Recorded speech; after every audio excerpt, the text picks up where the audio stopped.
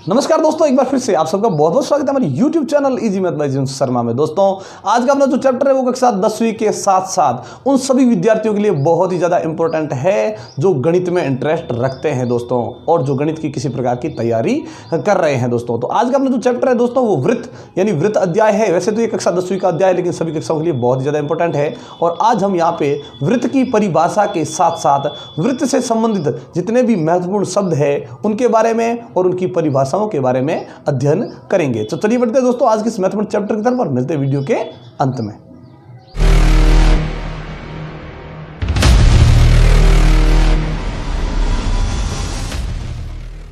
इस टॉपिक के अंदर दोस्तों सबसे पहले पढ़ते हैं कि वृत्त आखिर क्या चीज होती है, क्योंकि इस चैप्टर में सबसे पहले जो चीज है वो है वृत्त। वृत्त की जो परिभाषा है दोस्तों, वैसे अगर देखा जाए तो हम इससे पहले जो 10वां अध्याय अपना था बिंदु पथ, उसमें हम वृत्त की परिभाषा पढ़ चुके हैं। लेकिन ये वृत्त से संबंधित अध्याय है, इसलिए सबसे पहले हम वृत्त की परिभाषा पढ़ लेते हैं दोस्तों कि भाई किसी भी समतल में स्थित, जैसे अगर मान ले, वैसे अगर आपको पूछा जाए सामान्य भाषा में अगर कोई पूछ ले कि वृत्त किसे कहते हैं तो क्या बोलते हैं हम कि भाई गोल घेरे को वृत्त कहते हैं। लेकिन दोस्तों वो उसकी सही परिभाषा नहीं है। उसकी जो सही परिभाषा वो ये है कि किसी समतल में, जैसे ये बोर्ड दिख रहा है आपको और ये एक समतल है, इस किसी समतल में स्थित किसी स्थिर बिंदु, ध्यान रखें ऐसा बिंदु जो अपनी जगह से हिलेगा नहीं, एक बार बैठ गया अपनी जगह पे तो जगह ऐसे जमा लेगा, हटेगा नहीं। चलिए जगह जमा दी तो आप भी दोस्तों अपनी जगह पे रुक जाइए, जम जाइए इसी बिंदु की तरह और इस चैप्टर को पूर्णतः समझ लीजिए। चलिए तो ये बिंदु बैठ गया एक जगह पे और फिर उस बिंदु से अचर दूरी पर, अचर दूरी क्या होती है दोस्तों, इस बिंदु से अगर मान लीजिए आपने एक बार दूरी ले ली 5 सेंटीमीटर, 6 सेंटीमीटर, 7 सेंटीमीटर, जो आपका मन करे, एक बार जो दूरी आपने ले ली, बार बार उतनी ही दूरी लेकर बिंदु अंकित करते जाइए, अंकित करते जाइए। मतलब अचर दूरी यानी समान दूरी, न ज्यादा न कम। एक बार अगर आपने 10 सेंटीमीटर की दूरी ले ली तो बार बार इस बिंदु से 10 सेंटीमीटर की दूरी लीजिए, बिंदु अंकित कीजिए, बिंदु अंकित कीजिए, यानी अचर दूरी पर स्थित बिंदु। बहुत सारे हमें बिंदु प्राप्त हो जाएंगे, इससे समान दूरी पर हम करेंगे, बहुत सारे हमें बिंदु मिलेंगे और उस बिंदुओं का जो बिंदु पथ बनेगा दोस्तों वो हो जाएगा वृत्त। यानी वृत्त की वास्तविक परिभाषा हो गई कि किसी समतल में स्थित किसी स्थिर बिंदु से समान दूरी पर या अचर दूरी पर स्थित बिंदुओं का बिंदु पथ वृत्त कहलाता है, या बिंदुओं के उस बिंदु पथ को वृत्त कहते हैं। ठीक है, हो गई परिभाषा। अब देखिए ये जो स्थिर बिंदु पड़ा है जो कहां है, इसके ठीक बीचों बीच इस स्थिर बिंदु को दोस्तों केंद्र नाम दिया गया है, इसे वृत्त का केंद्र कहते हैं। ध्यान रखिएगा, वृत्त का यानी वृत्त के ठीक बीचों बीच भाग में, ध्यान रखिए बीचों बीच स्थित उस बिंदु को या स्थिर बिंदु को वृत्त का केंद्र कहते हैं। ध्यान रखिए केंद्र किसका, वृत्त का। चलिए एक और परिभाषा हो गई वृत्त के बाद किसकी, केंद्र की। केंद्र किसे कहते हैं, यानी वृत्त के ठीक मध्य में स्थित बिंदु को केंद्र कहते हैं। और एक वृत्त के अंदर केवल एक ही केंद्र होता है, एक से ज्यादा केंद्र हो ही नहीं सकते। ध्यान रखें। चलिए केंद्र की परिभाषा हो गई। अब ये जो में घेरा नजर आ रहा है, ध्यान रखिए वैसे तो पूरा क्या है वृत्त, लेकिन केवल इस घेरे को देखा जाए, बाकी किसी को मत देखो, इस घेरे को यदि देख लिया जाए तो इस घेरे को वृत्त की परिधि का नाम दिया गया है दोस्तों। ध्यान रखें ये है इसकी परिधि है, ये इसकी मर्यादा है, यानी इससे बाहर इस वृत्त का कोई भाग नहीं, इस वृत्त को इस बाहर वाले भाग से कोई लेना देना नहीं, ये इसका अंतिम भाग है। ठीक है दोस्तों, ध्यान रखें ये इसका बाहरी भाग देखा जाए तो ये परिधि है। यानी परिधि की सामान्य परिभाषा हो गई कि वृत्त में घेरे वाले भाग को परिधि नाम दिया गया है। इस घेरे के अंदर आ गए तो भी वो परिधि नहीं, घेरे से बाहर चले गए वो भी परिधि नहीं। चलिए हमने जैसे ही ये वृत्त बनाया, क्या बनाया, समतल पर। अब जैसे ही समतल पर बनाया, इसने समतल के कितने टुकड़े कर दिए। अब हमें यह समझना है कि इस वृत्त ने समतल के कितने टुकड़े कर दिए, समतल को इसने कितने भागों में बांट लिया है। तो ध्यान रखिएगा दोस्तों, ज्यादातर बच्चे ये समझते हैं कि इस वृत्त ने समतल को 2 भागों में बांटा, वो आपका गलत हो जाएगा दोस्तों। 2 नहीं 3 भागों में बांटा है, ये जरूर ध्यान रखें। 3 भाग कौन से, वृत्त का जो ये अंदर वाला भाग हो गया एक, अंदर वाले भाग को बोलते हैं दोस्तों अभ्यंतर, यानी अंदर वाला भाग अभ्यंतर हो गया। फिर बाहर वाला भाग यानी बहिर्भाग हो गया। ये चलिए हमने लिख दिया बहिर्भाग। ये वृत्त के हो गए, वृत्त के द्वारा समतल के किए गए दो भाग हो गए, अभ्यंतर और बहिर्भाग। अब बोलेंगे सर आपने बोला कि भाग 3 होते हैं, यहां तो 2 ही हुए, अभ्यंतर और बहिर्भाग। एक वो भाग जो ना अभ्यंतर है ना बहिर्भाग, मतलब कौन, परिधि। जो ध्यान रखें, परिधि भी तो वृत्त का एक भाग है और वो भी समतल पर ही स्थित है, तो ये समतल का भी एक भाग हो गया। यानी वृत्त समतल को 3 भागों में बांटता है, अभ्यंतर, परिधि और बहिर्भाग। ध्यान रखिए समतल के 3 टुकड़े होते हैं और यह भी एक मुख्य प्रश्न होता है कक्षा 10वीं के लिए, जिसमें जो पहला भाग होता है भाग ए, उसके अंदर, ठीक है, ये इस प्रकार का प्रश्न है वो पूछा जा सकता है आपको कि भाई वृत्त समतल को कितने भागों में बांटता है, मतलब वो 3 भागों में, अभ्यंतर, परिधि और बहिर्भाग। ये हो गए वृत्त से संबंधित कुछ महत्वपूर्ण भाग। आगे बढ़ते हैं और भी इसमें बहुत सारे महत्वपूर्ण भाग है उनके बारे में। चलिए, ये जैसे वृत्त है, वापिस बना देते हैं, एक अन्य वृत्त बना देते हैं, ये वृत्त और ये इसका हो गया केंद्र। अब दोस्तों ये सोचने की बात है कि ये जो वृत्त है वो हमें पता है कि वो बहुत सारे अनेक बिंदुओं का बिंदुपथ है, क्योंकि स्थिर बिंदु से हमने अनेक बिंदु लिए थे समान दूरी या अचर दूरी पर। अचर यानी जो दूरी कभी बढ़ती या घटती ना हो, समान दूरी पर, तो यहां पे अनेक बिंदु है, ये हमें पता है। लेकिन दोस्तों इस परिधि पर स्थित यदि कोई एक विशेष बिंदु ले लिया जाए, अनेक बिंदुओं में से कोई एक बिंदु ले लिया जाए और उसे केंद्र से मिला दिया जाए। अब हम जब छोटी क्लास में थे दोस्तों तो हमने क्या समझा था कि भाई जब भी 2 बिंदुओं को आपस में मिलाया जाता है तो उसे रेखाखंड कहते हैं। ध्यान रखें दोस्तों, इसे रेखाखंड कहते हैं। चलिए, ये रेखाखंड है, इसका मतलब ये भी क्या है, एक रेखाखंड। लेकिन इस रेखाखंड से इस रेखाखंड में अगर आए तो इसमें थोड़ी विशेष बात है, क्योंकि उसके अंदर तो कोई भी 2 बिंदु मिला दिए, इसके अंदर क्या मिलाया, वृत्त का केंद्र और एक बिंदु कहां पे, परिधि पर, इनको मिला दिया। इसे दोस्तों वृत्त की त्रिज्या कहते हैं। त्रिज्या यानी रेडियस, इसे आर से दर्शाया जाता है। जरूर ध्यान रखें दोस्तों, रेडियस आर से दर्शाया जाता है इसे, और ये वृत्त की त्रिज्या होती है। त्रिज्या क्या होती है, त्रिज्या की परिभाषा देखिए, सामान्य परिभाषा, केवल आपको इस आकृति को देखना है, परिभाषा फट से याद अपने माइंड में। कैसे देखिए त्रिज्या, कैसे कि वृत्त के केंद्र और परिधि पर स्थित किसी बिंदु को मिलाने वाला रेखाखंड त्रिज्या कहलाता है या त्रिज्या कहलाती है। चलिए, ये त्रिज्या की परिभाषा हो गई, ध्यान रखें। अब देखिए, क्या इस वृत्त की परिधि पर केवल ये एक ही बिंदु स्थित है? नहीं दोस्तों, अनेक बिंदु है, हमें पता है। अब केंद्र से जब भी उन अनेक बिंदुओं में से कोई भी बिंदु लेकर इसे मिलाएंगे, वो क्या हो जाएगी, त्रिज्या। वापस लेके उसे मिलाएंगे, वो हो जाएगी त्रिज्या। मतलब यहां अनेक बिंदु है तो केंद्र से उन अनेक बिंदुओं को मिलाया जा सकता है, यानी एक ही वृत्त के अंदर अनेक त्रिज्याएं होती है। जैसे मैंने बताया, केंद्र तो केवल एक होता है लेकिन त्रिज्याएं अनेक होती है, और एक ही वृत्त की सभी त्रिज्याएं समान लंबाई की, न ज्यादा न कम। तो ये हमने बता दिया, अचर दूरी, केंद्र से उन बिंदुओं की दूरी हमेशा समान रहती है, कभी ज्यादा या कम हो ही नहीं सकती।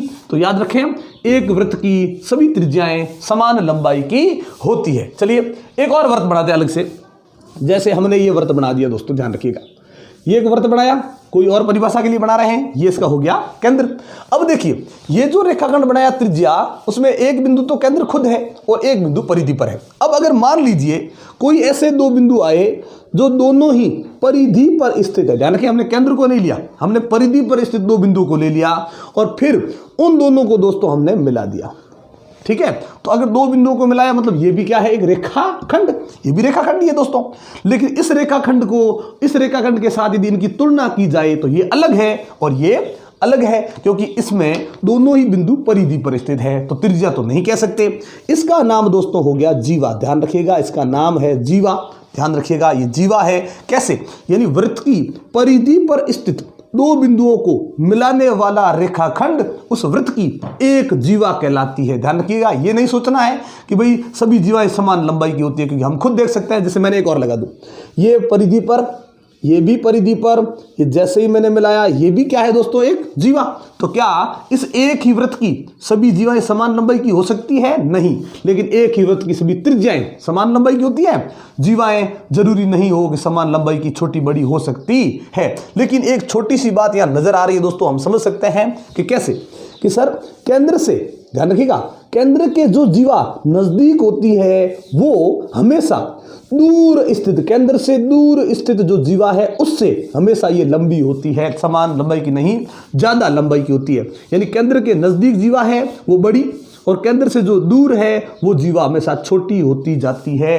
ये जरूर ध्यान रखिएगा दोस्तों, ठीक है। चलिए, अब ये हो गई जीवा।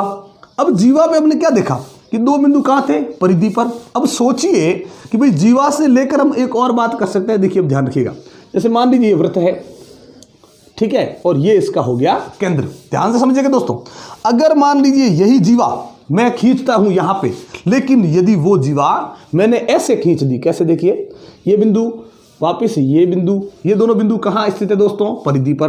अब परिधि पर स्थित दो बिंदुओं को यदि हम मिलाते हैं तो उसे क्या कहते हैं दोस्तों, जीवा। अभी तो बताया कि भाई परिधि पर स्थित दो बिंदुओं को मिलाने वाला रेखाखंड जीवा कहलाता है। तो ये भी जीवा होगी। लेकिन इस जीवा में और इस जीवा में अगर तुलना देखी जाए तो ये थोड़ी खास हो गई, ये थोड़ी अलग हो गई। अब खास क्या इसमें, क्योंकि ये जो जीवाएं दो थी इनका केंद्र से कोई लेना देना नहीं था, केंद्र से गुजर नहीं रही थी, लेकिन ये जीवा कहां से गुजरी, केंद्र से। अभी हमने क्या बताया कि केंद्र के जो नजदीक होती है वो बड़ी और जो केंद्र से दूर होती है वो छोटी जीवा होती है। अब ये तो केंद्र के ऊपर से ही गुजर गई, मतलब अगर मैं इसके अलावा यहां पे अगर जीवा खींचता हूं तो देखा जाए तो ये जो जीवा खींची हुई है वो केंद्र के ज्यादा नजदीक है, और यहां बढ़ा दूं तो वो दूर हो जाएगी, और नजदीक है वो बड़ी होती है। केंद्र के नजदीक जो जीवा है वो सबसे बड़ी होती है, ध्यान से तुलना रखें। तो ये जो जीवा हमने खींची है वो क्या है, इस वृत्त की सबसे बड़ी जीवा है, क्योंकि इसके अलावा हम कहीं भी जीवा खींचेंगे तो वो इससे छोटी ही होगी, क्योंकि वो केंद्र से थोड़ी दूर चली जाएगी। इसका मतलब ये सबसे बड़ी जीवा है। ध्यान रखिए, किसी वृत्त की जो सबसे बड़ी जीवा होती है या ऐसी जीवा जो वृत्त के केंद्र से गुजरती है उसे व्यास कहते हैं। ध्यान रखिए दोस्तों, व्यास क्या है, व्यास एक जीवा ही है, लेकिन खास बात ये होती है कि जो जीवा केंद्र से गुजर जाए उसे वृत्त का व्यास कहते हैं। ये भी कह सकते हैं। अगर ये पूछा जाए कि किसी वृत्त की सबसे बड़ी जीवा को क्या कहते हैं, तो सबसे बड़ी जीवा भी कौन, व्यास होती है। और व्यास के अंदर हमने क्या देखा कि एक नहीं दो त्रिज्या होती है। देखिए, ध्यान रखिए कैसे त्रिज्या होती है। केंद्र से कहां चले गए, परिधि पर, ये क्या है, एक त्रिज्या। केंद्र से कहां चले गए, परिधि पर, ये भी क्या है, त्रिज्या। यानी व्यास जो होता है, ध्यान रखिए दोस्तों, व्यास जो होता है वो एक त्रिज्या नहीं दो त्रिज्या के बराबर होता है। मतलब सूत्र बन गया। देखिए दोस्तों, बातों में हमने सूत्र बना दिया व्यास का कि व्यास बराबर 2r। कैसे कि जो पूरा व्यास है वो एक नहीं दो त्रिज्या के, देखो दो त्रिज्या लिख दी मैंने, दो त्रिज्या बराबर होती है दो त्रिज्या के बराबर लिख दिया। ये सूत्र बन गया दोस्तों। देखो, बातों में हमने सूत्र बना दिया। चलिए, कोई दिक्कत नहीं, सूत्र बनाया, बहुत अच्छी बात है। अब देखिए, जैसे ही हमने व्यास लगाया, ये दोनों हो गए क्या, व्यास के अंतिम बिंदु कह सकते हैं दोस्तों इसे, व्यास के अंतिम बिंदु। और व्यास के जो अंतिम बिंदु है वो अंतिम बिंदु क्या कर रहे हैं पता है, ये पूरे इस वृत्त के दो टुकड़े कर रहे हैं। देखिए, एक टुकड़ा रह गया इस तरफ, एक टुकड़ा रह गया ये नीचे की तरफ। यानी व्यास जो होता है वो वृत्त को दो भागों में बांटता है, और हमें भी पता है कि किसमें कोई भाग छोटा या कोई भाग बड़ा नहीं, दोनों ही बराबर है। और बराबर भाग को आधा कर दिया, मतलब इसे दोस्तों अर्धवृत्त कहते हैं। ध्यान रखिएगा, ये भी अर्धवृत्त है और ये जो नीचे का भाग है वो भी अर्धवृत्त है। यानी वृत्त का जो व्यास होता है वो वृत्त को दो बराबर भागों में बांटता है, प्रत्येक भाग को अर्धवृत्त कहते हैं। ये जरूर ध्यान रखिएगा। चलिए, अब ये देखिए, व्यास जैसे खींचा, यहां पे भी क्या बताया, अनेक त्रिज्याएं समान लंबाई की। इसमें भी अनेक जीवाएं होती है, लेकिन वो सभी समान लंबाई की नहीं होती। केंद्र के नजदीक बड़ी, केंद्र से दूर छोटी जीवा होती है।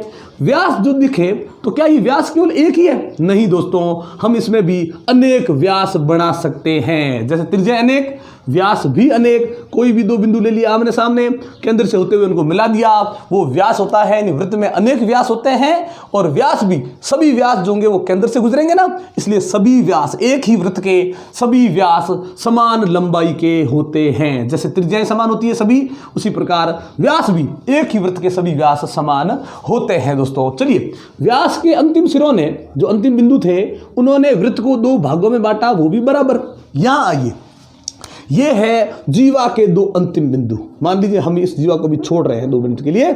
चलिए, ये जीवा है, इस जीवा को छोड़ दो। हमने केवल इस जीवा के 2 बिंदु ले लिए। इस बिंदु ने क्या किया, इसने भी वृत्त के 2 भाग कर दिए, एक इस तरफ और एक दोस्तों इस तरफ। अब ध्यान से सोचिएगा दोस्तों। चलिए, वृत्त की जो परिधि है ना, उस परिधि के हम 2 टुकड़े, जीवा को मैं यहां से हटा रहा हूं। ध्यान रखिएगा दोस्तों, यहां पे एक बिंदु लगा है, यहां पे भी एक बिंदु लगा है, और इसने वृत्त को 2 भागों में बांट दिया। इस भाग को, ये जो चाप का भाग, ये भाग दिख रहा है आपको दोस्तों, वृत्त की परिधि का कटा हुआ भाग, इसे चाप कहते हैं। ध्यान से देखिएगा, ध्यान से समझिएगा दोस्तों। वृत्त के जो ये वृत्त की परिधि है, उसके जो ये टुकड़े किए जा रहे हैं बिंदु लगाकर, उसे चाप कहते हैं। मतलब परिधि का कटा हुआ भाग, परिधि जो है उसका कटा हुआ भाग चाप कहलाता है। लेकिन यदि परिधि का वो भाग व्यास के द्वारा काटा जा रहा है तो बराबर होने की वजह से उसी चाप को अर्धवृत्त नाम दिया गया है। ध्यान रखिएगा, ये चाप है। लेकिन हमने क्या देखा कि भाई यहां काटा तो ये क्या चाप नहीं है दोस्तों, ये भी एक चाप है। लेकिन अंतर देखिए, ये इस तरफ देखा जाए छोटा चाप, हिंदी में छोटा को क्या कहते हैं, लघु भी कहते हैं, यानी ये लघु चाप, और बड़े को दीर्घ कहा जाता है, यानी ये इस तरफ हो गया दीर्घ चाप। यानी चाप भी दो तरह के, जब परिधि पर दो बिंदु लगा दिए जाए, परिधि के टुकड़े हो जाए, यानी परिधि के दो टुकड़े कर दिए जाए, तो उसमें उस चाप, यानी जो भी परिधि का भाग होता है कटा हुआ, उसे चाप कहते हैं। एक लघु चाप और एक हो गया दोस्तों दीर्घ चाप। चलिए इस प्रकार से दोस्तों ये जो हमने इस वृत्त से संबंधित कुछ मुख्य शब्दों और उनकी परिभाषा के बारे में पढ़ लिया है दोस्तों आज की वीडियो तो हम यहीं पे समाप्त करते हैं। ये वीडियो आपको कैसी लगी ये हमें कमेंट बॉक्स में लिखकर जरूर बताइएगा, और अच्छी लगी हो तो लाइक और शेयर जरूर कीजिएगा। दोस्तों एक बार आप सबका बहुत बहुत धन्यवाद हमारे चैनल को सब्सक्राइब करने के लिए और हमारी वीडियोस को लगातार देखने के लिए। लेकिन अगर आप हमारे चैनल पर नए हैं दोस्तों और हमारी वीडियो को पहली बार देख रहे हैं दोस्तों, तो चैनल को सब्सक्राइब करना मत भूलिएगा और बेल आइकन जरूर दबाइएगा। इसी प्रकार के इंटरेस्टिंग वीडियो देखने के लिए जुड़े रहिए हमारे साथ। तब तक के लिए नमस्कार, जय हिंद, जय भारत।